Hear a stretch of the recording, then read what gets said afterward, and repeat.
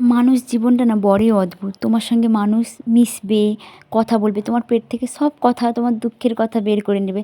তারপর তোমার নামে লোকের কাছে এটা সেটা নানা কথা বলবে। সত্যি যারা আঘাত দেয় না তারা বোঝে না যে কতটা কষ্ট হয়। গুড মর্নিং সবাইকে জানাই। সকালে চায়ের কাপ নিয়ে চলে এসেছি। তারপর মাসি বাগান বাড়িতে গেল একটা চাল কুমড়ো কাটতে। যেহেতু চাল কুমড়ো অনেক দিন ধরে হয়েছে, এবার পাড়া প্রতিবেশীর চোখে নজর যাচ্ছে, যদি তাদেরকে না দিই তারা কেমন ভাবে। এই জন্য মাসি বলল যে আজকে চাল কুমড়োটা কেটে দিই, আজকে তাদেরকে মানে পাড়া প্রতিবেশীদের দিয়ে দিই, তারপরে আমরা একদিন কেটে আমাদের বাড়িতে রান্না করাবে। যেহেতু তাদের জায়গাতে হয়েছে, তারা যদি না দেয় তারা একটা মুখ ভার করে রাখবে। আমাদের চাল কুমড়ো কাটা শেষ, এবার রান্নাঘরে রান্না করতে চলে এসেছিলো দিদা। লাউ ডাঁটার তরকারি আর ওই মাছের ঝোল বসছে, ইন্ডাকশানে বসছে। দিদা যেহেতু একটু মানে জিরার ঝোলে টাইপের, দিদা যেহেতু অসুস্থ তাই দিদা তার নিজের তরকারি বানিয়ে নিচ্ছে।